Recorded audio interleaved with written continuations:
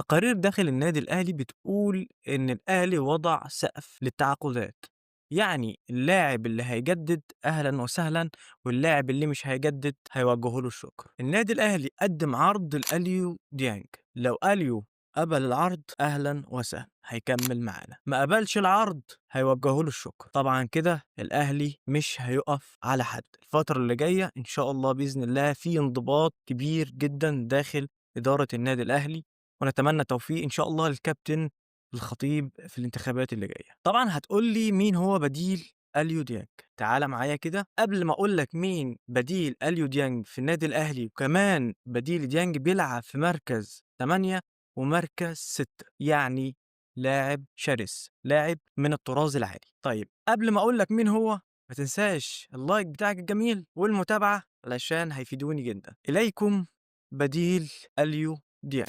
أوجستين منصور، لاعب أرجنتيني من أصول فلسطينية، بيلعب حاليا مع نادي جواراني في الدوري الباراغوياني، بيلعب بالرجل اليمنى، طوله متر 69. عدد المباريات اللي لعبها في سنة 2025 41 مباراة، سجل 4 أهداف وصنع 6 تمريرات حاسمة. إجمالي الأهداف اللي ساهم فيها 10 أهداف.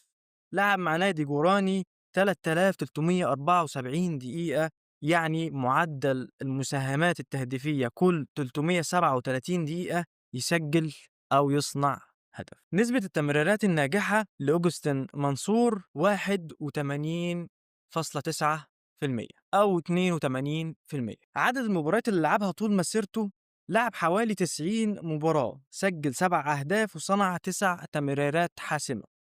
لعب مع منتخب فلسطين 3 مباريات في تصفيات كأس العالم 2026. من وجهة نظري أوجستين منصور بديل قوي جدا لأليو ديانج، لاعب بروفايل عالي جدا، بيلعب برجليه اليمين، طوله مناسب، بيلعب في كذا مركز، فأوجستين منصور بديل شرس وقوي جدا لأليو ديانج.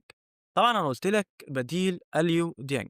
أي أخبار جديدة هانزّلها لك أول بأول، وإن شاء الله صفقات الأهلي الفترة الجاية، وأخبار النادي الأهلي، وأخبار الدوري المصري عامةً هانزّلها لك بإذن الله.